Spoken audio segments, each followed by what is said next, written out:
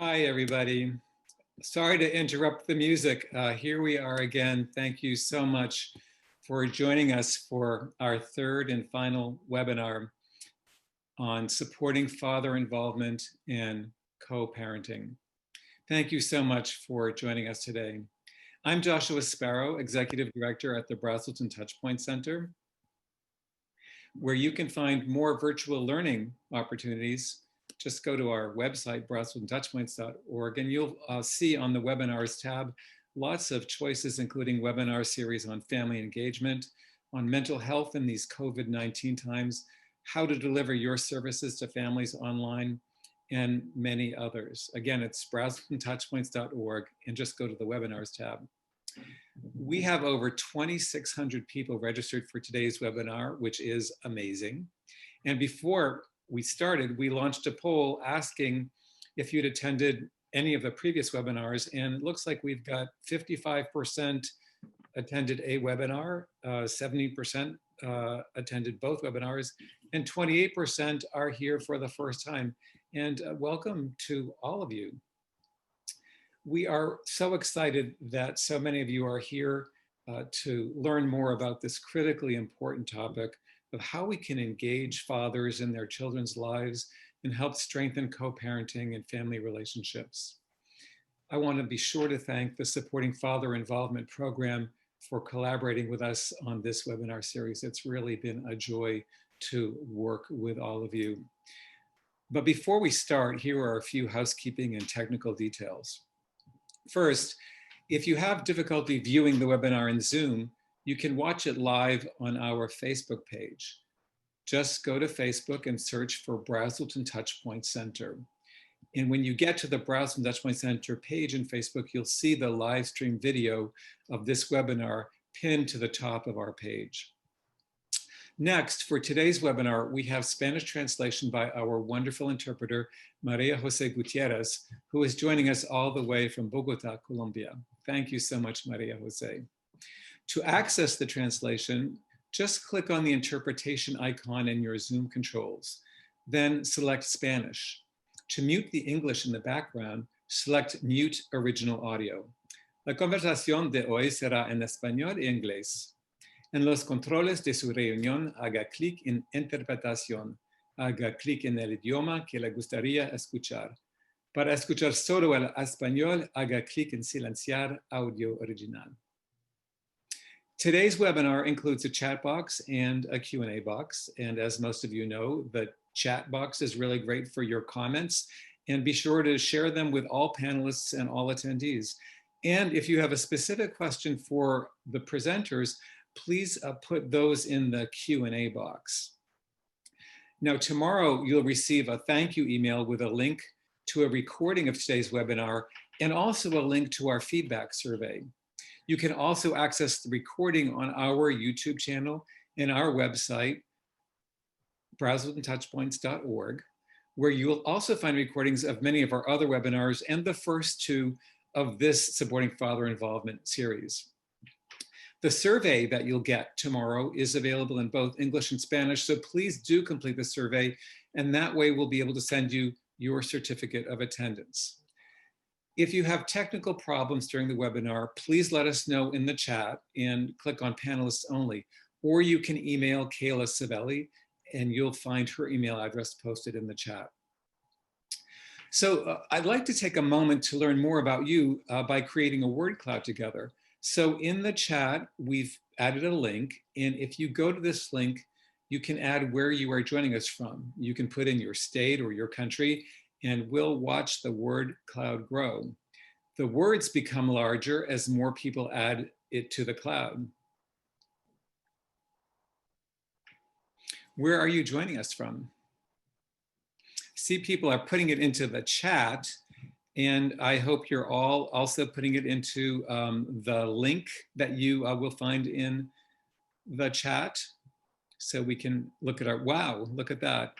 Iowa's smack in the middle, California, Arizona, Ohio, San Diego, Vermont, Pittsburgh, New Mexico, Oregon, Kansas, Rhode Island. It looks like people are joining us from all over the country. And it looks like maybe Iowa and Arizona are catching up with California, but California's got an awful lot of people there. So thank you all for joining us from all over the country. And now I'd like to introduce today's presenters. First, we have Armando Alcaraz, who has worked as a social worker and facilitator in the Latinx community with parents in households that have low incomes and parents of children with special needs for over 15 years. And Armando is currently a project director of Papás of the Central Coast, a program of Encompass community services that offers parent groups and social activities in California, Santa Cruz, and Monterey counties designed to strengthen father-child bonds.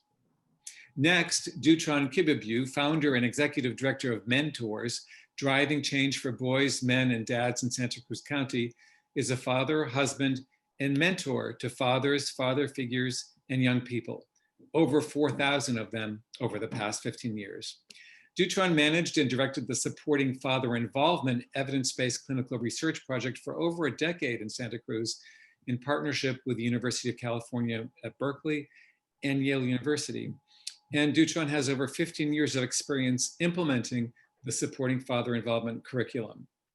Phil Cowan is a professor of psychology emeritus at the University of California, Berkeley, where he served as director of the clinical psychology program and the Institute of Human Development.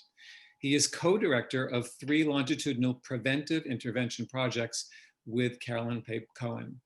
Like Carolyn, he is author of numerous scientific articles, and with Carolyn, as well as Marcia and Kyle Pruitt, whom you've met in earlier webinars, Phil is also one of the 4 designers and consultants of the Supporting Father Involvement in Parents as Partners program.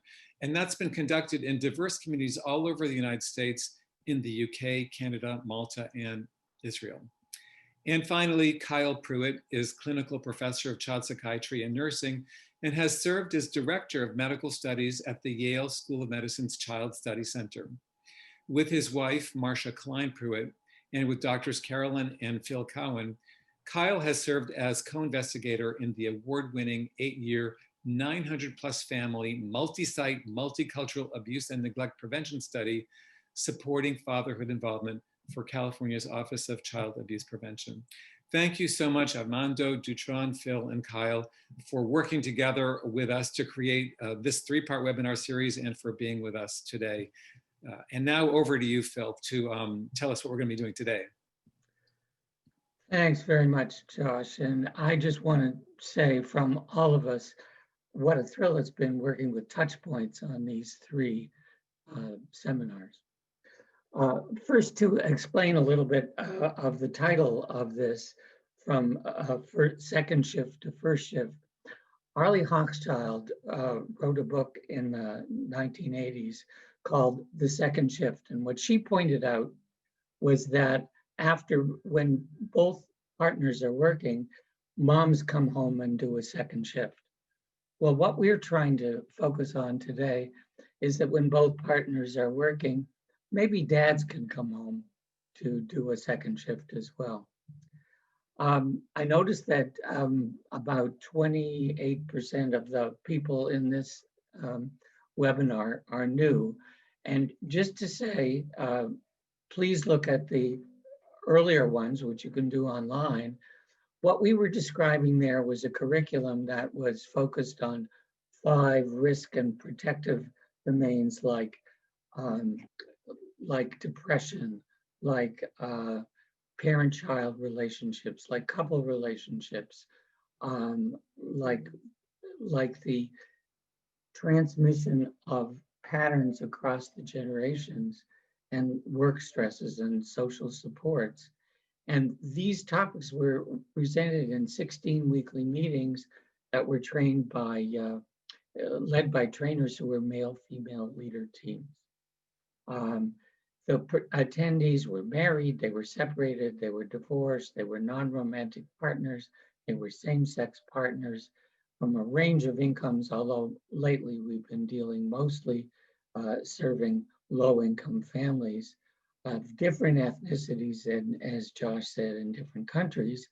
And we've done 7 validation trials, which showed that there were reductions in depression for both moms and dads, for reductions in couple conflict, reductions in violence, reductions in harsh parenting, and reductions in child behavior problems. We're not going to focus on that today. Next slide. What we're going to focus on is the family agencies that you work in that serve these families. And what we're going to talk about a lot more is making agencies more friendly to fathers, on how to recruit fathers, on the impact of father positive engagement with kids on the fathers themselves and on the family agencies. And then finally, we're going to encourage you to take some next steps in making the agencies more father friendly. So now over to Kyle. Thank you, Phil. We have spent our last several webinars talking about, we've focused heavily on co-parenting, we've focused heavily on child outcomes because those are things that are very high on your own list of priorities as participants in this webinar. But we haven't talked an awful lot about the changes that men undergo when they become fathers. And these are changes, some of them, we talked a little bit about the neurobiology and some of the hormonal changes, that the brain is actually molded by the interactions with children, particularly very young children, to improve the father's social awareness and competence and his emotional attunement. We also are aware that the father's body undergoes hormonal changes that make him more susceptible to intimate reciprocal interactions with his child that help him do things like serve and return without hitting so many balls out. We also have a fair amount of information, just anecdotally, but we've also got some good science. And I want to sort of take on the next slide to sort of show you what the science is about how adult males change when they become fathers. And to reiterate what Phil was talking about, these are men that don't have to be married to their partners. They don't even have to be in heterosexual relationships. But they are men who become involved as dads, and their lives and their bodies and their minds change as a result. The things that increase when you become a father is the length of your life. I know for most of us, it does not feel like that when we're doing it, but the data shows that children actually help us live longer. Our marriages last longer, even though they may become more complex and more emotionally difficult. They don't end as quickly as they do for men who have not become fathers.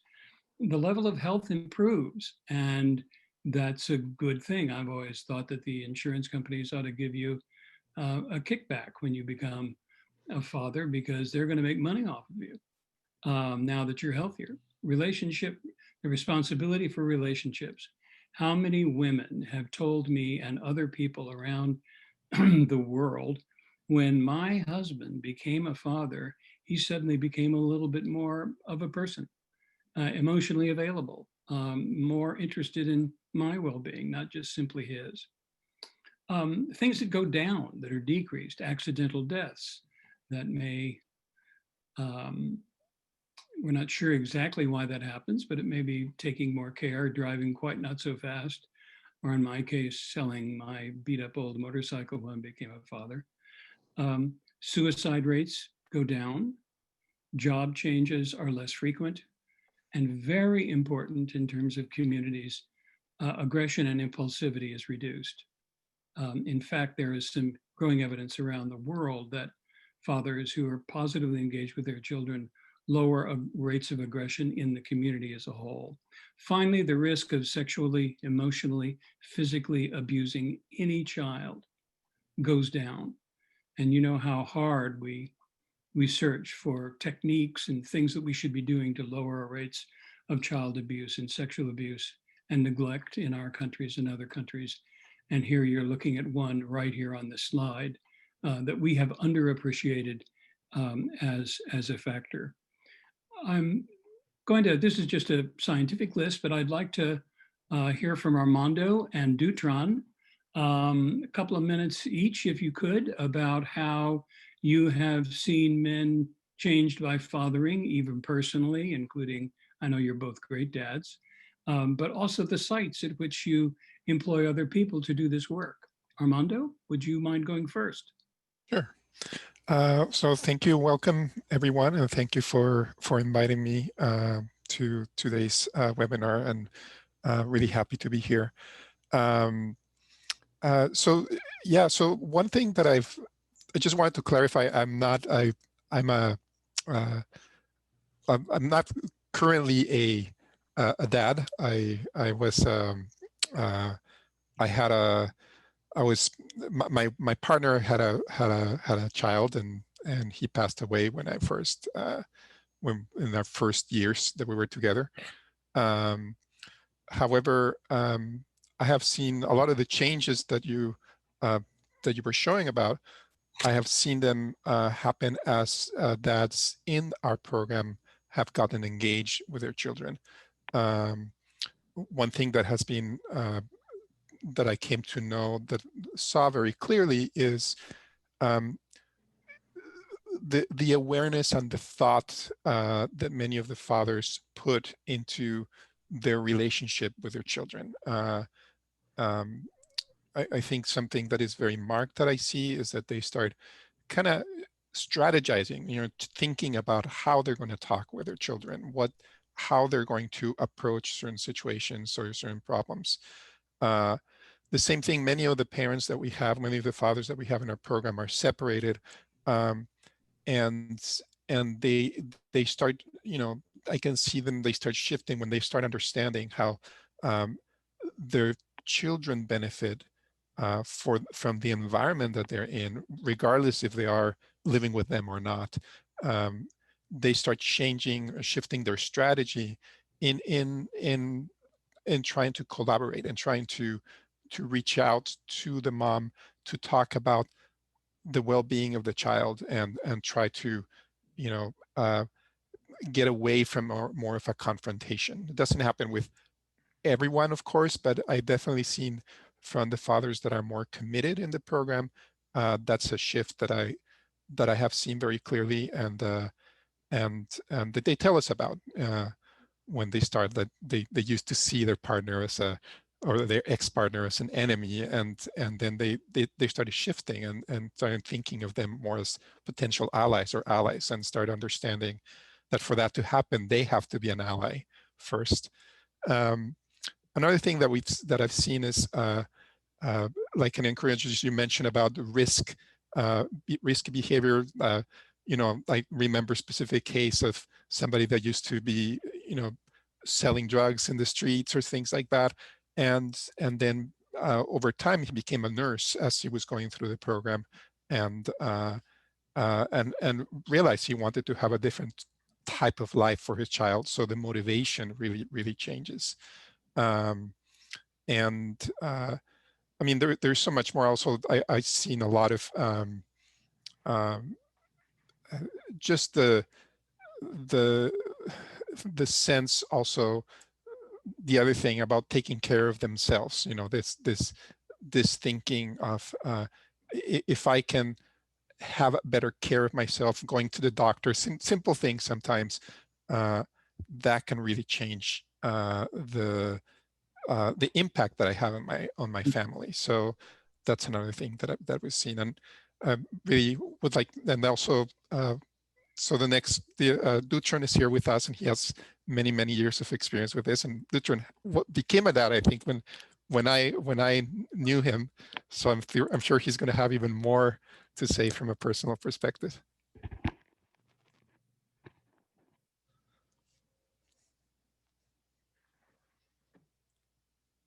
You're muted. Oh, I think Deutron, you're muted. I got too excited. I was saying thank you to the Cowans, Pruitt, and Josh, as well as Armando. I'm delighted to be here. So I'm going to start with a personal experience quickly, and then switch to the change in sight. I think personally, with this project, my job was the first relationship. Even though my wife even jokes about it, she says, you love your job first and then me second.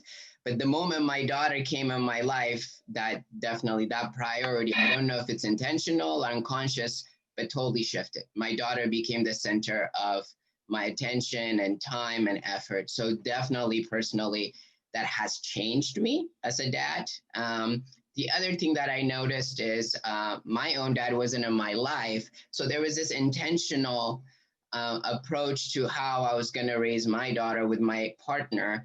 And what I learned is actually how my daughter has given me a tremendous amount of gift. And that gift is for me to re-experience and imagine what would it look like to be a 2 or a 3, a 4, living my own childhood through her experience with a loving, caring father. So it's really, my daughter and I have such a close relationship, and I hope in her teen years will continue, but I really feel personally it has changed me. I think for the site and the man that came to our program, they weren't an afterthought. When they saw our program and they realized, they felt like they had a place they belonged. There was a place dedicated to fathers, which was unlike any other program.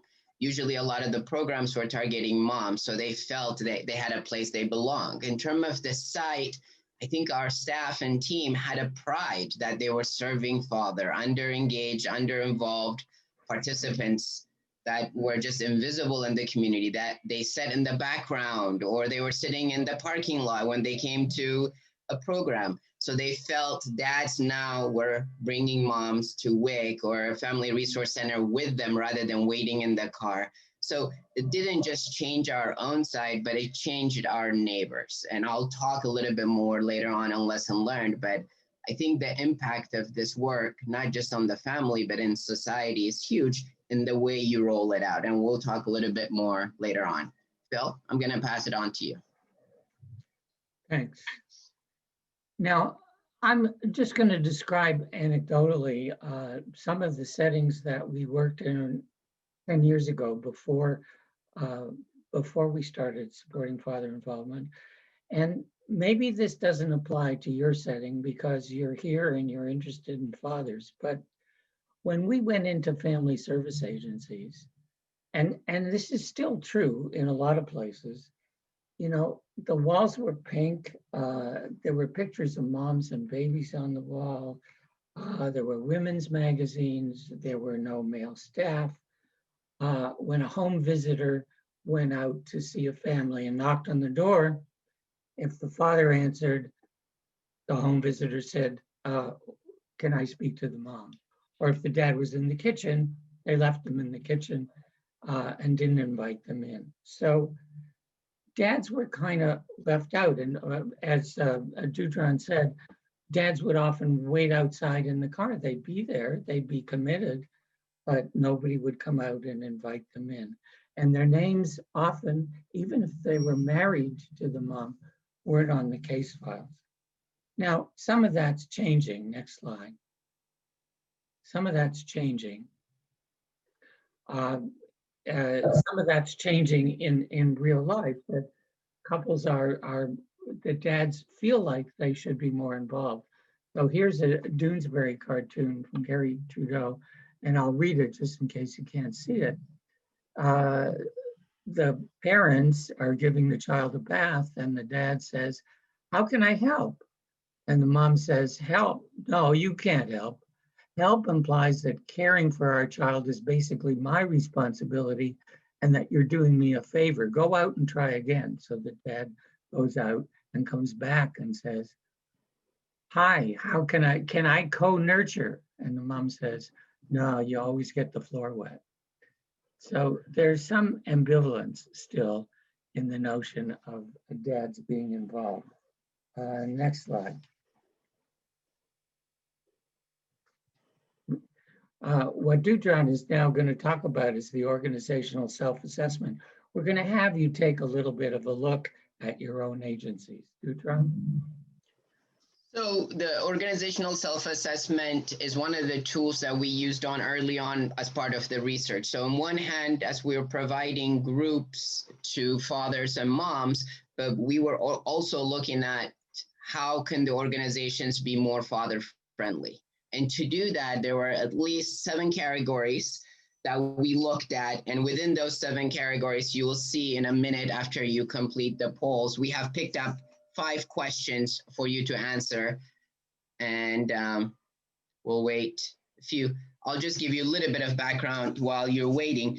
And within those 7 categories, there were organizational support, position and reputation in the community, agency policy and procedures, and staff and human resources, as well as programming services, physical environment, which Phil just shared a little bit, and then communication and interaction. So within those, there were probing questions just to get folks to think about how their environment and their staff and their organizational culture was very open or closed to welcoming fathers. So if you could fill out the answers to each one of these. Me or? No. Oh, the participants. That's what I thought. Yeah. Yeah. So if you could fill in, what we'll know in a few minutes is we'll get a little poll snapshot, and then we'll talk a little bit about each one of those to kind of, you know, explain more in depth about how we use the OSA. And the great thing about the OSA, like I mentioned, is it's really a tool around cultural competency. It's a tool like customer service. If you want people to come through your doors, what do you have to do? And fathers are different than moms. So people think, oh, well, if we just say dads are welcome here, they will just flood. Doesn't work that way because they are traditionally disengaged or uninvited. It's going to require a different approach. And I'll give you an example. While we're waiting for the surveys to be completed, we used to have a foosball game in our lobby area. You'd be amazed how many dads just stopped to play a little bit of foosball. And that was an opportunity for us to say, oh, what brought you to the Family Resource Center? What services are you getting? Do you know about our parenting program? So and the way we figured out what would work was start talking to our fathers who are in our program. Adam, do we have the survey outcomes yet, or are we still waiting?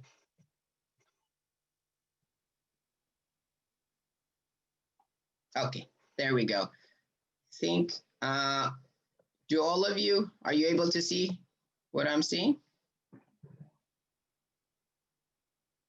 So if you look at the first question, male staff are available to work with fathers, which you would think if you have males, that means males feel more comfortable than if you have female.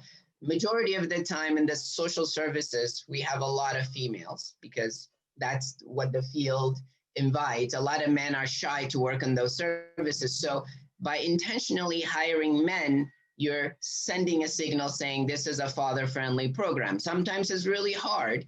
But you can see most of you who answered, about 38% of you are saying you have made some effort in trying to hire men in your programs, and about 32% are trying, you're thinking about it, and then you have about 20% who have successfully done it, which is great. 1/5 of you who have successfully have done.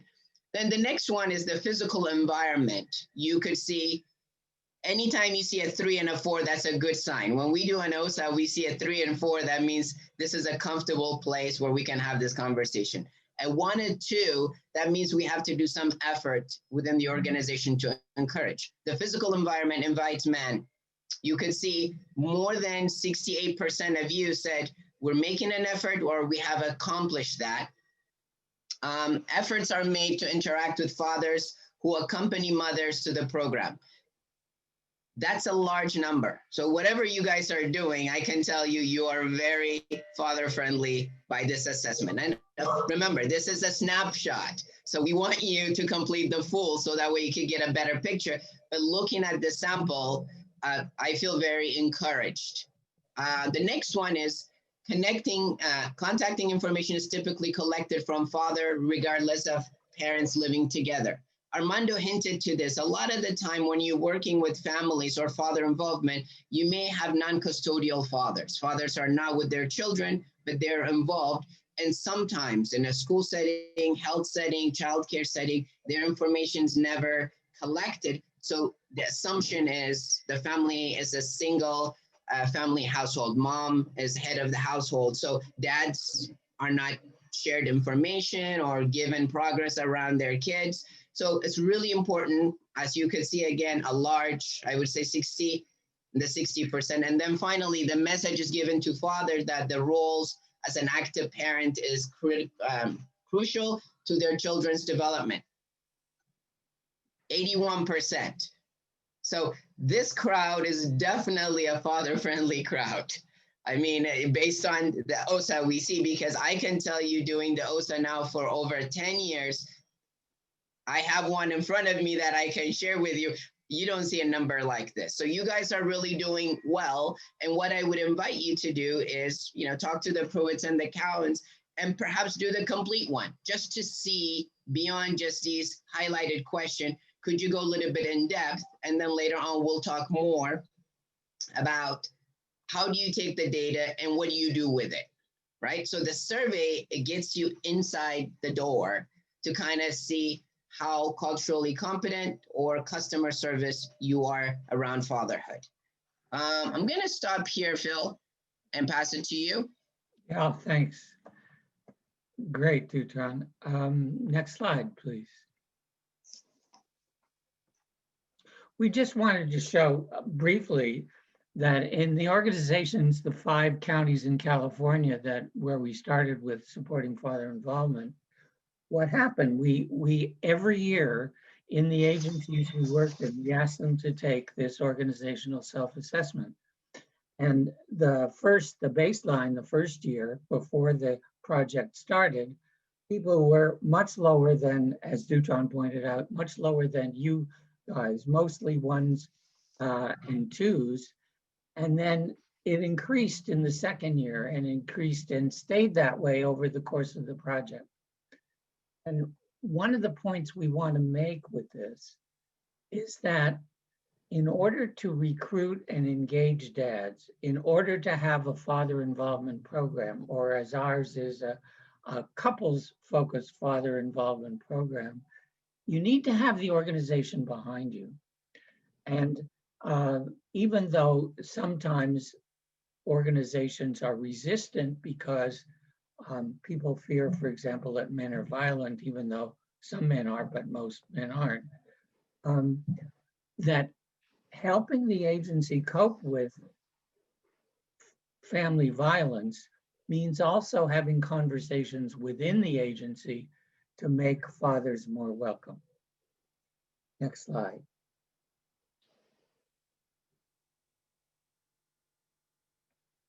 Back to Deutron.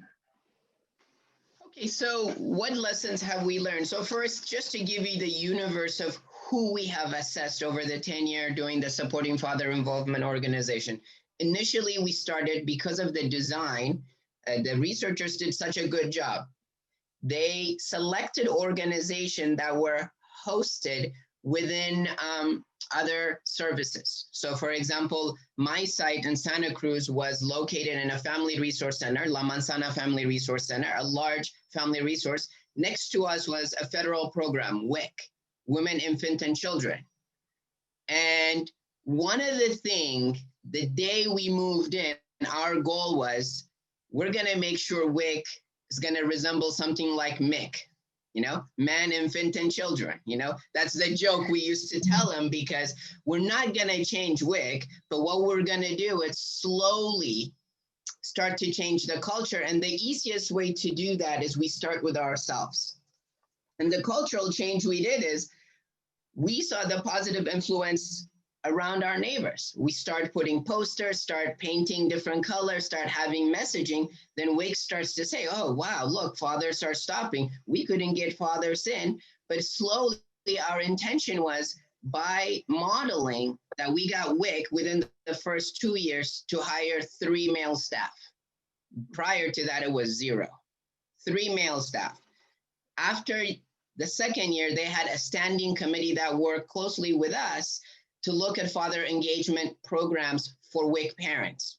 And one of the major things they did, which gave them, they received an award from the California WIC Association, was they allowed, when they get the WIC program, mom were the only ones who used to be able to get the formula or the food voucher. They were able to put secondary dads, so dads now can show up and pick up the rations or services on behalf of mom versus mom have to be there. Some of the moms, they just give birth and they're at home and they didn't need to come. So systematically they change. Annually, they had a training that focused on father involvement, hired staff, start to have some images start to be put up that represented both moms and dad. Prior to that, it was just moms. So that's specifically within WIC. Within the center, we start to see the Family Resource Center. There was a school. There was another child care center. We start to see the change. And the change happened because our staff start to build relationship with those programs and talk about how father friendliness was in alignment with their own goal rather than just doing something to please us. We also did it within Head Start programs, an early Head Start program, which ended up being our largest OSA population. And what we learned was staff were ready to do it. The fear was, I don't know, I haven't worked with fathers. I don't know how to communicate with fathers. So there was anxiety that was built in because of their own personal experience with their own father or with their exes. So what we did was we provided training on how to have intergender communication, different styles. We sat down and had a conversation about anxiety, and then issues around, like if I talk to the dad, mom may feel jealous because I'm used to talking to mom. We said, no, just say what your intention is. So the lessons we have learned, it's important to have a standing committee if you can. If you're going to do this work, keep it consistent. Consistency, because if you do it 1 year and leave, then they're going to go back. It's recoils. It's like elastic. You stretch it, it goes back to where it started. So you got to keep going. And so you have to have a commitment within your own organization to make sure this is something you're going to hold on for a long period. In our case, we did it for 10 years. That's why we saw a lot of positive results. We had a standing committee that was there not to judge or criticize, but to be a support, to be there, a think tank. We had leadership involved, not just line staff. So you need to get from the director all the way to the receptionist that needs to be part of the discussion. And we try to have representation. Third, we made sure the assessment took place at least annually with the majority of the people so that you can show progress, increase and improvement so they can see, not that what you see, but they can see the changes for themselves and how many fathers are coming in the program and also their own perception. So we were shifting attitudes and behaviors with the hope of that they have a sustained father involvement as well as father friendliness, because at some point, program like ours will go away. When we do, it shouldn't be about us, that they have integrated into the fiber of their agency. It becomes part of their new culture. We just were there for a moment of time to be a catalyst. So, Phil, back to you. Actually, it's over to Armando for the next slide. Sorry, Armando. Oh no, I'm sorry. This is a time when we were talking about leaving some space for questions or comments. Right, yes. Thank you, Deutron. Thank you, Phil. So there were a number of questions earlier on just to clarify what you were saying about the positive outcomes, Phil. And so I thought maybe we could start there. And then there's one that I also wanted to be sure to get to. There are lots of really interesting questions and comments. But on the outcomes, one question was, can some of the positive outcomes of fatherhood be hindered if the father has been impacted by adverse childhood experiences? Another was, are these outcomes the same for non-biological fathers? And then the other was, do the fathers have to be involved in order for the positive outcomes to occur? Or I guess also negative outcomes. There's a definite yes for non-biological fathers. We have lots of non-biological fathers in all of our services and all of our studies. And there's really no difference in the effects. The effects are good. Can you repeat the first Yeah, question? sorry. Are some of the positive outcomes of fathers being involved hindered if the father himself had been impacted by adverse childhood experiences? One of the things that we found both in England and in California is that the people who get the most benefit are the people who come in most distressed. The people who are anxious, depressed, with early childhood traumas, those are the people who change most in the study and in the services. That's one of the surprises for us. And it's one of the things that and we're finding it consistently. So yes, early childhood traumas are difficult, they impact our lives, but there are ways that people can learn to establish better relationships in ways that help not only them, but their nearest and dearest. Josh, if a quick addendum, the preoccupation sometimes with ACEs as a predictor of life tragedy forgets the importance of epigenetics. If you are in a relationship where you can be supported to make yourself available to the bids from a child, some of those risk factors are not going to be nearly as powerful as if you're trying to do it yourself. We certainly know that from the single mother research. It certainly holds true for father engagement. The other question, someone said, do you have to have an engaged dad in order to have these findings? And the answer is yes. The health outcomes that I talked about are only true for engaged dads. They are not true for dads who simply made a genetic contribution and never engaged with their children. So there's one other question which relates to what we were just talking about, which is this organizational level assessment. I think the question is, what is being done to attract more men to the work with children and families? Now we know pay is an issue. It's also an issue for women, frankly. But what is being done in addition, maybe at the organizational level, to attract more men to the work with children and families? We would love to have men on our staff. We don't have any that have applied. Oh, go ahead, Phil. No, go. I think part of it is, what we have done in Santa Cruz is we have two universities, San Jose State to the north and Cal State, Monterey Bay, which have social work and therapy programs. And we have reached out to their recruiters to be able to say, could we come and speak to your group, potential freshman student, to encourage them and veer them toward entering the field? That's one.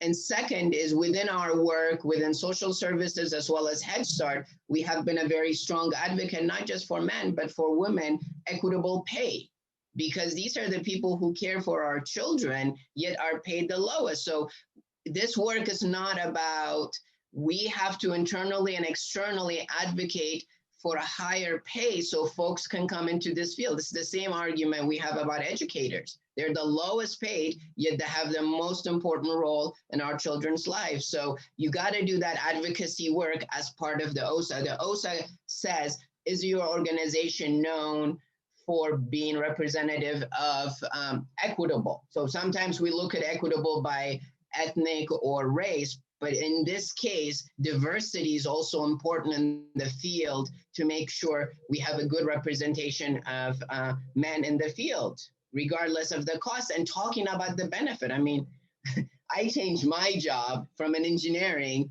to this field. Trust me, it doesn't pay that much, but the reward you get is a tremendous amount. So you need to have people like me and Armando talking about why make the shift and what's the long-term benefit to individuals, to communities, and to organizations. So it has to be a level of commitment. And it doesn't involve just hiring people. If you can't hire people, you can recruit some of the fathers who get involved in your program to begin to be mentors or outreach people as well. So it's not just the staff, it's the use of men as resources.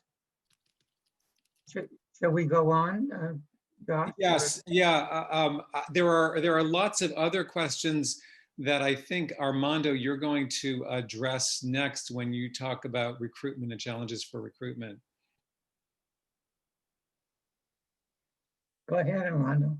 So, yeah, for challenges for recruitment, for parents, I mean, the experience that I've had in our program with Papás, one thing that, goes without saying, something that Phil was saying, that, often people with parents that come with high ACEs score, they tend to get more benefit. It kind of is reflective also often in, of course, in recruitment, when somebody is, when parents that have fathers that come with very particular stressors in their lives that are present, they will immediately see, there's a support, that's what they're looking for, and it's fairly relatively easy to recruit those parents. However, one thing that becomes very, very, that plays a big part in recruitment is the issue of trust. It comes down, what I've noticed is it really comes down to the personal relationship and treatment. This is when, Deutron was saying, this is the part about that, it can be very helpful to have men being on staff, but also if women are on staff, to really address the differences in communication and intergender communication, but it's making it very clear from the beginning that there is that personal connection, right? Where they set a stage when they meet the father, that the father feels comfortable, feels welcomed, that feels that their needs matter and are being addressed. So it's a lot of skill in terms of listening, reflecting needs, and reflecting their aspirations, reflecting where they would like to see themselves as fathers. So that is what I would say in terms of the actual recruitment of bringing the fathers in, is that personal connection that is established.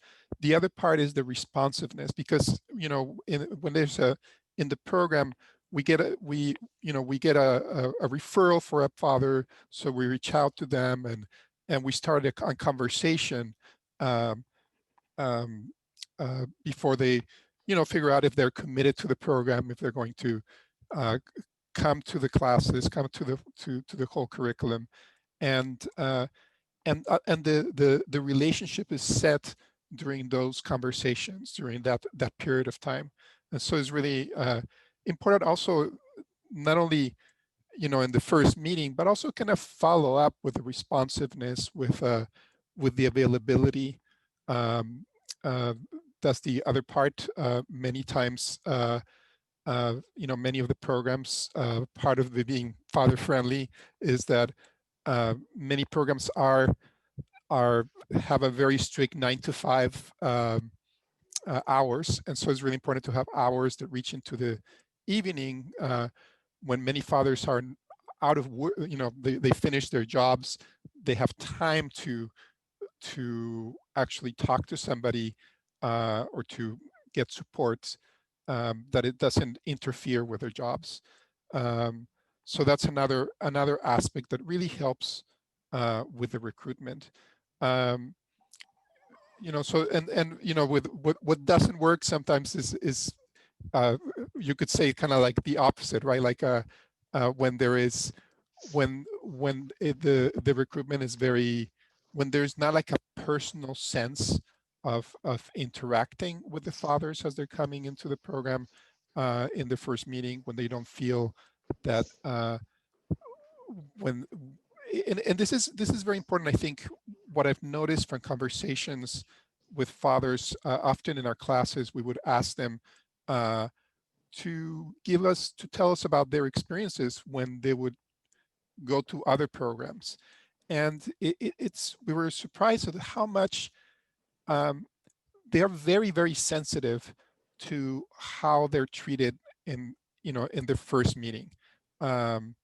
We had some fathers that gave us some feedback about a program, for example, that worked with domestic violence, and they said, "Oh no, because if you're a man, you can't go there, because they look at you as, with certain sense of mistrust." And I knew this program, and I know that we're making efforts to reaching out to men, but one thing that is important is that it's already an area where the fathers themselves have mistrust about that organization, and then that organization maybe still needed to work on those very subtle ways to instill trust when interacting with the father. So mainly trust is the big thing, and that comes from many of the things that Deutron was covering and in the poll, not only in the messaging that is going out, but also in that period where the father is considering uh, uh, becoming involved in the program. That's where the recruitment happens, and that's where that personal connection is very, very important.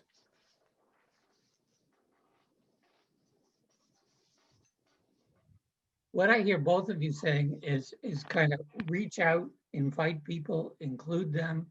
Don't take mom's statement that, oh, he's busy, he won't be interested. You need to get to the dads. Kyle. I want to add just one other thing about recruitment.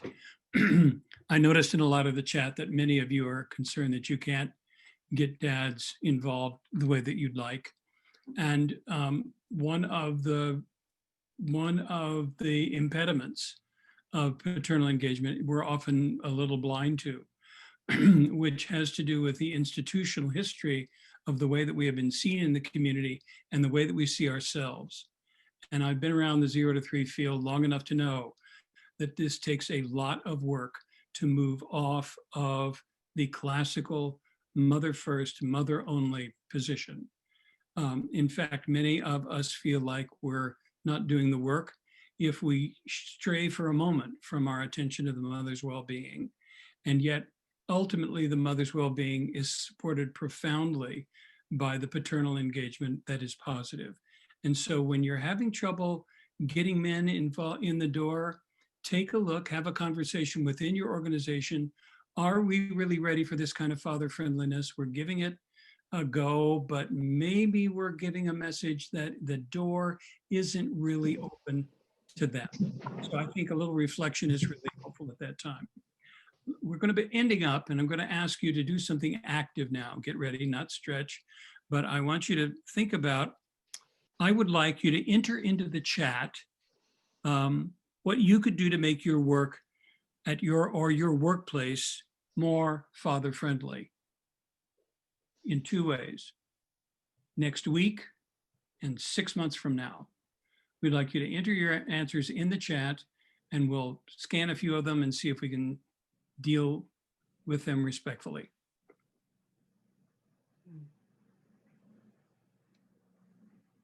One of them I saw right away is include fathers in your family assessments.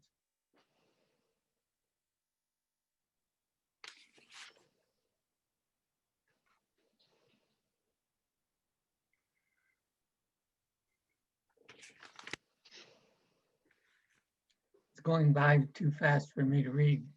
Josh, do you have your eyes on it? Just as fast for me as they are. There is lots of invites and ask, and I think that's part of what you were saying, Kyle. But I think you were also saying, Kyle, that if you go through the mother to the father, you might hear that the father isn't available or isn't interested. And it is going too fast for me to see if there also are thoughts about how to make your invitation directly to fathers. And I would, Go ahead. I would add, if you invite once, twice, 3 times, and you don't have anybody show up, keep trying. It takes at least 5 times. I'm just telling you from 10 years of experience, your first 2, 3, 4 will be disappointing because you're trying to shift a culture and a behavior that didn't exist before. So you have to be trusted, like Armando said. So it's going to take time, but what they also, part of that test and trust is, are you consistent, or is this flavor of the month kind of deal? It's June and it's Father's Day coming, so they're doing a Father Day thing, versus are you doing it each month saying we're committed to this even if you don't show up? It's a long-term strategy kind of deal. So I would encourage you to keep that in mind. One of the things, just to emphasize, we've been talking about inviting fathers alone. One of the things we know is that father involvement really depends a lot on the father's relationship with the mother. And so, for example, for our groups, even when we did fathers only groups, we invited the moms for the first session because that way dads would come. So, and get their support and buy-in. I saw one of the questions go by very quickly, which was a home visiting program that wanted to change their schedule so that the fathers could be involved more readily. That's a great idea, particularly, but I also feel you have to make the point to the mother. I will call back if the father is not responding, because I really mean what I say about inviting him. I think it would be better for all of us if he can be part of this. So I will reach out to him directly if you're having a hard time getting him to come. That's an invitation. And we do know from all of our work, thousands of families, fathers do respond positively when they are invited directly, much more than when they are invited through the mother, because it's one more thing to disappoint the mother about if he doesn't come. The only thing I would add to that is, if the invitation comes from the kid directly asking the dad to come, rarely you see the dad not showing up because they don't want to disappoint their kid, or they don't want to be the only kid their father's not there, and invite them together. So you may have to do a little bit of activity planning for the kids, but father-child night, so that way the kids are the one who are pulling in the dads, in addition to what Kyle said. And we have done that with Head Start and early Head Start. Rarely we see dads not showing up. And one of the things you probably know, but just to emphasize it right now, and that is almost all the dads we talk to want to be more involved dads than their fathers were to them. And that's something to trade on. It's not just that they're reluctant and not caring. They really do care, but we have to do what Deutron and Armando and Kyle are saying. We have to make it possible, remove the barriers for them to come. Can we go to the next slide?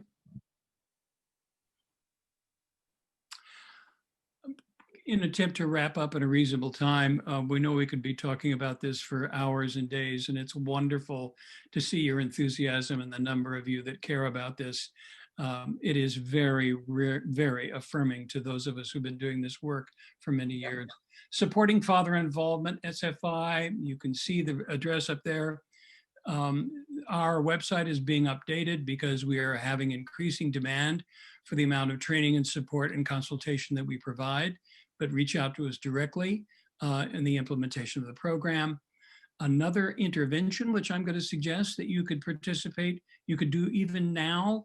You can participate in one of 2 co-parenting surveys, one in English, one in Spanish, about how parents share parenting, whether they're married, unmarried, especially during the time of COVID. Giving a family or taking it yourself, this survey raises your interest and level and reflective capacity about how important co-parenting is to the well-being of your children and your own relationship. So although it's a survey, it's a consciousness raising one. And we encourage anyone on the program to not only take it, but to also suggest their clients or their patients also take it. Thank you. Thank you, Kyle. Thank you, Phil, Armando, and Deutron. We are at the top of the hour, but we will stick with you for another 10 or 15 minutes. There have been so many wonderful comments and questions. We'll try to get to at least some of them before we have to really say goodbye. So those of you who can stay for another 10 or 15 minutes, we'll hang out with you. We hope that you'll all come back again tomorrow to be with us for a conversation with my good friend Hassan Daniel. He'll be talking with us about supporting fathers who were sexually abused as children. And we've got more webinars coming up on Thursday. So join us then for providing staff support and supervision virtually. There are actually some questions about doing this work virtually. And we've been doing a webinar series on providing clinical services of all kinds online. So come back again on Thursday for that webinar as well. And again, you can find all of these on the brownsandtouchpoints.org website on the at the webinars tab. We're also in the midst of a strengths-based family engagement webinar. You can join us for the next one on the 30th or on the 7th and 14th of December. So for those of you who can stick around, we've got so many questions. And one that I really wanted to get to was about doing this work with fathers of children with special needs. And we had some nice contributions and some help from our participants on that, but I know there's much more to say about that. So maybe we can start there. We have had a number of fathers in the SFI intervention who have been fathers of special needs, fathers of children with special needs. And one of the things that we have noticed is they are often very much more engaged than fathers of children without special needs, partly because of the protective capacity that a lot of fathers assume with children with special needs, and also because the mothers and the fathers often deal with slightly predispositions toward frustration tolerance with children with special needs. And so that you'll often see a father kind of pulling for a child's capacity to work hard, to be more autonomous than the mother who may feel the child really needs more protection. One of the things that you learn in this program is how to balance both of those forms of concern and appreciation for the child's competence and your ability to facilitate their growth. Also, in dealing with the medical and the educational community, fathers are often seen as a little harder to get along with in those communities because they tend to be pretty, what are we going to do next? And why is this taking so long? Because they're interested in fixing. And the mothers are often more interested in understanding and supporting. I'm talking about trends here, but there is no reason to assume that we need to do something radically different for, in terms of co-parenting support to positively engage fathers if there is a child with special needs in the home. In England, one of the most successful groups was a group of parents of autistic spectrum kids. So one of the thoughts that I have is trying to get couples together where the parents share some type of disability. Although I think it could work with people with different kinds of disabilities. One of the things I get from what Kyle is saying is that the issue, especially with kids with disabilities, is the focus has been on parenting, being a parent, but what's missing is the co-parenting. What Kyle was saying is that the notion is of coordinating an approach to parenting, not compromising necessarily, but having an approach in which is supportive and not undermining.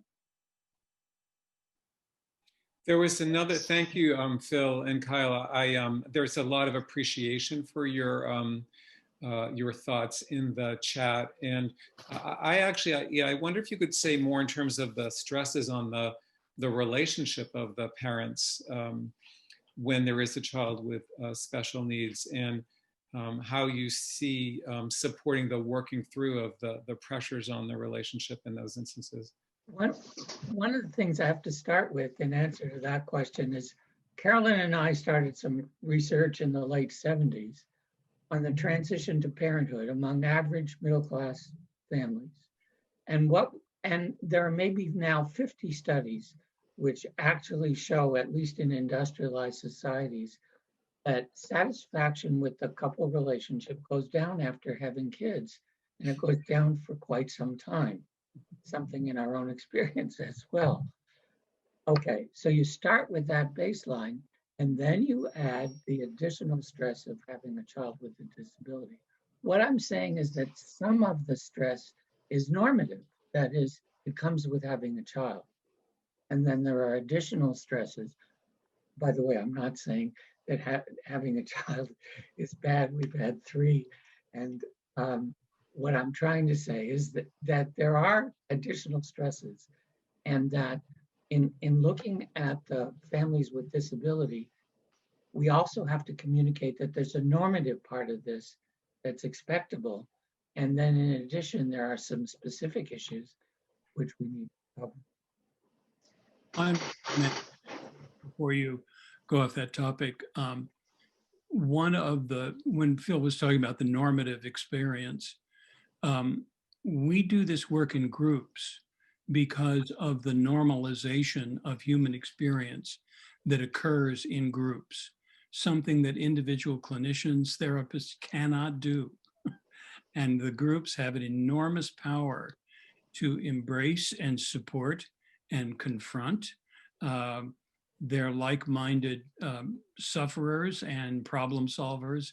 And so although it's hard to get a group together and to get it going, once they're on the rails, you can see profound change that lasts for a long time, more than individual therapy does. So I think that's one of the reasons why we have followed a group intervention model. Just want to add. Armando are nodding. Go ahead, Deutron. Yeah, I just want to add to what Kyle said. I mean, we have served over 2-3 dozen fathers, both are single fathers, but single fathers with special need kids. And at the end of class and at the end of the group, one of the things they said is, I for the first time, I felt people saw me, they understood, or at least empathized or sympathized with me, because they feel like they're in their own island. And sometimes they feel like they're being judged because of their kids' behavior or challenges. So they feel they can share and they can work through. So it's tremendous amount of support they have gotten. And also, they have supported other parents who don't have children with special needs to say, come on, just connect with your kid, try to understand your kid, because there are other spectrum where your kid could have other challenges you're not faced with. So be empathetic to your kid and connect. So it really works in a tremendous way. And I have seen the groups where we have had dads and moms with special needs children are the most closest, deep, and connected groups than others. So I just wanted to emphasize what both Phil and Kyle have said is, it's just they don't want to stop actually because they find the group so supportive. And what about for fathers who are fighting for custody? There was a question about that. I will say something, but I want to give my colleague Armando a chance first, because that's it's a very complicated question, but there is. So let me give Armando a chance, and then I'll backfill in. And I'm sorry, ahead, just the question about custody. Can you repeat the full question? The full question? There was just a general question about are there programs that are working with fathers who are fighting for custody? I imagine that the person who has the question would also like to know how those programs do that work and whether or not they use your approach. Well, I mean, I mean, I know from you know, the program, the Papás program, many of the fathers were in that situation. They were fighting for custody, and I think we always, what we always do is we encourage them to really think of the well-being of the child. And again, it goes back to you know, the curriculum is based on improving relationships and improving all the relationships of the father, and so and how that benefits the child.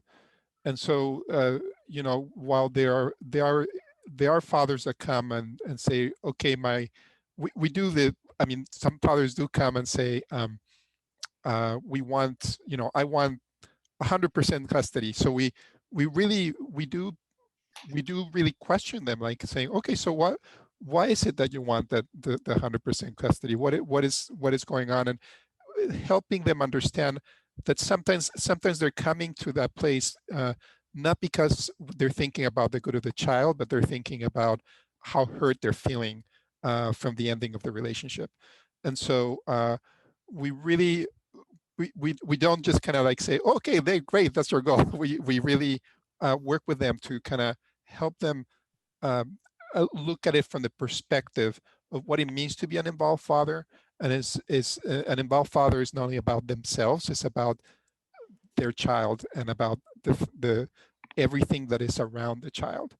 And so and you know, there's a lot of resources out there. There are packets put forward by, we were using some packet of, for example, for communication with parents that are separated and are going through custody for communication, and different, and it kind of acknowledges different areas. I'll have to find it. I don't have it in the top of my head right now, but sometimes when the parents have no communication, then what can the parent do? Or when there's some communication, but there's very fraught with difficulties, then they suggest other strategies in terms of how the communication can happen. But really, we really emphasize the building the relationship. There is a Go ahead. AFCC, www.afcc.org, is the American Family Conciliation Courts. They have a number of programs that you can connect with around the country that take on that question, not from help the father fight for custody, but what Armando was saying. How do you put the well-being of your child in that very difficult place between you and a high conflict or even low conflict ex-spousal relationship without making things worse for the child, and setting it up in a way that you could actually have a life of co-parenting that functions. So I recommend, that's one of the sites, and I guess we could get it somehow to the participants, but that's one of the organizations that's put a lot of effort into this. That's a great referral. I would like to make the point that I don't think that supporting father involvement is the magic bullet for everything. And so far, we've dealt with people, as Armando said, who were fighting for custody, but when they come to these groups, they have to at least agree that they are parents together of their child. They may be divorced, they may not be living together, but they have to be involved in some kind of collaborative parenting. So at the extremes, I think we have to go elsewhere to other kinds of programs to deal with that specific, very important issue. I think quickly, you can address it in three ways. One is focusing the father on the child's need, like Armando said. So how could you be a positive, involved, caring parent, and how could we help you with that? Second is, no matter what program they use, they have to co-parent. I mean, if they're a non-custodial father, that's what the court's going to require. And within SFI curriculum, there are chapters that are dedicated about child support and family court and father's right. So those things have to be addressed. Whatever curriculum you use, I hate to say it, but a lot of fathers have zero to very minimal knowledge about the court system. They spend a lot of money in lawyers. They pull all the guns out rather than finding nonviolence way of engaging in the custody. And then third is educate them about the court system from a neutral space, to saying, here's what custody looks like. Here is what's going to look like, and offer an alternative. One of the things our program does is say, you can go in front of a judge who hasn't seen you, and you can duke it out, make your private matter public, or we can reach out to your co-parent. Let's do some bridge building. You know, when you build bridge, you start from your side and meet to the middle, and the middle is where the child is. I think if you can focus, and we have been very successful. About 80 to 90% of our participants are probationary dads who don't have custody of their kids. And slowly we've been able, by working with the mother, to get them to get a little bit of visitation, custody, but never, I agree with Armando, no 100% custody. I think it should always be a place of 50-50, 60-40, depends on who has the capacity to care for the kid in the best way. Shouldn't be about the number, but sometimes it is, because guess what? Child support. There is a money impact. So sometimes they're being advised the wrong way to say, go get 100% of custody so you don't have to pay child support. I say, happily pay for child support because it's for your kid. It's not for the mother. It's not for the state. So, sorry. Deutron is, just to clarify, Deutron is actually working with the supporting father involvement curriculum, often with fathers only groups. So in that case, they certainly can deal with those issues. So there were many questions about specific challenges in involving fathers that we won't have time to answer today. And I just wanted to suggest that people have asked us questions, look at the first two webinars that they can find on the browse-touchpoints.org website or on our YouTube page. Also to go to the Supporting Fathers Involvement SFI website. And we are hoping to continue to work together, us all at Browse Touchpoint Center and you all at Supporting Father Involvement, so that we can do more to answer those really important questions. There was one last question that I thought might be a good place to start given today's topic. And there are actually a couple about the same issue. One was, can we get the full organizational self-assessment somewhere? And another was, how does one start with the organizational self-assessment? Where can we find the research? How can we learn more about how to make these organizational level changes? I can certainly make it available to you, Josh, and you could distribute it as one way. I don't know whether that would work for you.